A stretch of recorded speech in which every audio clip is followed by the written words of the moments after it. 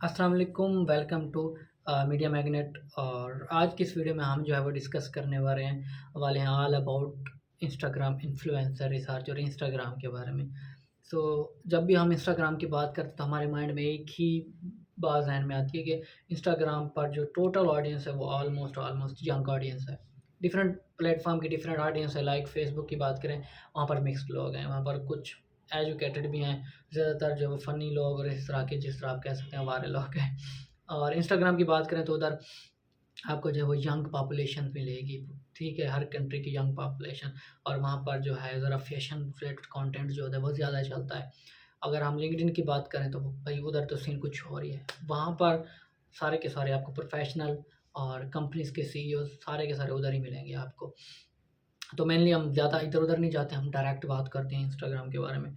तो इंस्टाग्राम की influencer research होती क्या है? फॉर एग्ज़ाम्पल मेरा एक ब्रांड है, कोई भी एक मैंने न्यू ब्रांड बनाया, मैं उसके जो है एक तो मैं फेसबुक की एड्स की बात कर चुका हूँ, गूगल एड्स की बात कर चुका कि हम उसको किस तरीके से जो है वो अपना एड्स रन करके अपनी प्रोडक्ट सेल कर सकते हैं। दूसरी होती है चीज़ कि आप इन्फ्लुएंसर ढूँढो उस मार्केट में, कोई भी एक बंदा जो अच्छी ऑडियंस रखता हो उसको अपना प्रोडक्ट दो और वो बंदा जो है आपकी प्रोडक्ट को जो है वो स्पॉन्सर करे। तो ये भी एक पेड प्रमोशन का ही एक तरीका है। सो इसके ज़रिए होगा क्या कि आपको जो है वो सेल्स आएँगी। वो बंदा कम पैसे लेता है वैसे ऐड की निस्बत, उससे आपको ज़्यादा सेल्स आ सकती हैं। सो इन्फ्लुएंसर रिसर्च इसलिए ज़रूरी है, इन्फ्लुएंसर रिसर्च हम इसीलिए करते हैं। और अगर इन टर्म्स जाएँ कि आप कोई सर्विस प्रोवाइड कर रहे हैं किसी भी फ्रीलांसिंग प्लेटफ़ॉर्म पर और वहाँ पर एक क्लाइंट आता है और आपको कहता है कि जी मुझे ना आप इन्फ्लुएंसर निकाल दें। फॉर एग्ज़ाम्पल मेरा रियल एस्टेट का बिज़नेस है, रियल एस्टेट से रिलेटेड आपने आके सर्चिंग करनी है, लोग ढूँढने हैं उस रिलेटेड, उनको उनका एक डेटा बनाना है शीट में और उसमें उसके जो है सारे कुछ उनके पेज का लिंक एंड उनके कीवर्ड्स और उसका यूज़र नेम सारा कुछ पेस्ट कर दें ताकि क्लाइंट के लिए आसानी रहे, वो ईज़िली जो है उनको कॉन्टैक्ट कर सकें। ये चीज़ें होंगी।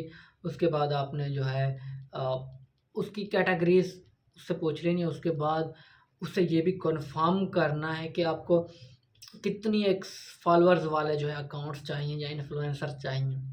ठीक हो गया? ये चीज़ें आपने माइंड में रखनी है। तो इससे होगा क्या कि आपकी जो क्लाइंट के साथ कम्युनिकेशन है एक तो वो बेस्ट होगी, उसके बाद आपको रिविजन्स नहीं आएँगी। इन्फ्लुएंसर रिसर्च हम इसलिए करते हैं। और जैसे जैसे ही मेरा कोई ब्रांड बन गया, मैंने उस इन्फ्लुएंसर को उसकी जो है कोई एक चीज़ गिफ्ट की और उससे कहा वो पहन के या वो वैसे उसका रिव्यू एज़ अ रिव्यू करे उस चीज़ को, तो इससे क्या होगा कि डेफ़िनेटली मेरी सेल्स बढ़ेंगी। तो आपने शीट बना लेनी है, पहले आपने रखने हैं जो ज़्यादा फॉलोअर्स रखने हों लोग, वो वाले रख लेने हैं।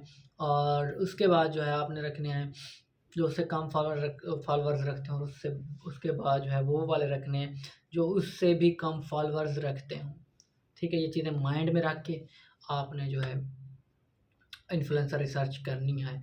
और at the time of delivery आपने क्या करना है, आपने गूगल शीट बनानी है और गूगल शीट बनाने के बाद आपने जो है वो लिंक देना है क्लाइंट को और उसके बाद अगर वो कोई चेंजेस कहे तो उसको वो वाली चेंजेस भी कर देनी है। एक और चीज़ भी होती है आपके जो भी आप रिसर्च कर रहे हैं उस बारे में, बिज़नेस के बारे में या जो भी आपकी कैटेगरी क्लाइंट ने आपको कैटेगरी दी है, तो उसके लिए आपने कुछ चीज़ें करनी होती है। फॉर एग्ज़ाम्पल उससे ये कन्फ़र्म करना है ये मेल की प्रोडक्ट है, फीमेल की है, इंडस्ट्री कौन-सी इसमें टारगेट करूँ, सारी चीज़ें करके वो सारी एक चीज़ें अलग-अलग से बना के वो आपने एक शीट में पेस्ट करनी है और शीट पर प्रॉपर ऊपर आपने मेंशन करना है कि ये इसके लिए है, ये इसके लिए, ये इसके लिए। फॉर एग्ज़ाम्पल फर्स्ट नेम आ गया, उसके बाद उसकी कैटेगरी आ गई, उसके बाद आगे आपने लिख देना है उसका यूज़र नेम और आगे लिंक लिख देना है।